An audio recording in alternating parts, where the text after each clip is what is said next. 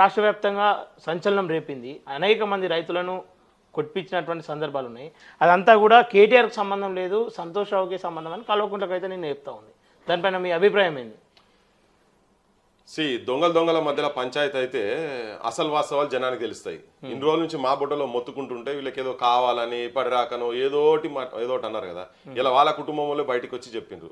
ఇదంతా పాపం అందరిది కలిపి ఉన్నది. ఇన్ని రోజులు మాట్లాడలే కదా ఆమె.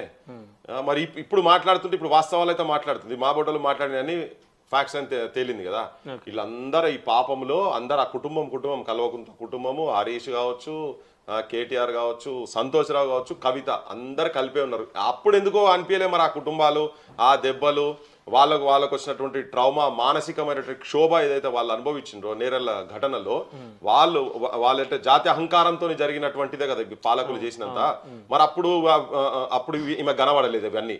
ఇప్పుడు బయట చెప్తున్నది మంచిదే. ఇప్పుడు జనానికన్నా అట్లీస్ట్ తెలుస్తుంది ఏంటంటే వీళ్ళందరూ కలిసే ఉన్నారు అని. అంటే ఇప్పుడు వాటాల దగ్గర పంచాయతీ వచ్చి మాట్లాడుతుంది ఆమె ఇయ్యాల, లేకపోతే అధికారంలో వచ్చే కూర్చునే దాని గురించనే ఈ అంశం గురించి నాయన రేపో ఎల్లుండో పోతాడు కావచ్చు. పోయినాక మరి ఆయనతో పుసుకున్న మరి బావ అవుతాడో అన్న అవుతాడో లేకపోతే సంతోష్ ఆయన సపోర్ట్ చేయలే కావచ్చు. ఇప్పుడు వచ్చి మాట్లాడుతుంది, మంచిది. ఫాస్ట్ ఫ్యాక్ట్స్ అయితే తెలుస్తున్నాయి.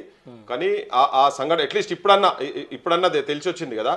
ఇన్ని రోజులకెళ్ళి ఇప్పుడు ఆమె లెటర్ ఏదో బయట పెడితే దాని మీద కోపంతో వచ్చి ఇవన్నీ మాట్లాడుతున్నదే తప్ప వీళ్ళ మీద, ఆ జనాల మీద ఆమెకు ప్రేమ ఉండి కాదు. పబ్లిక్ కూడా ఎవరికి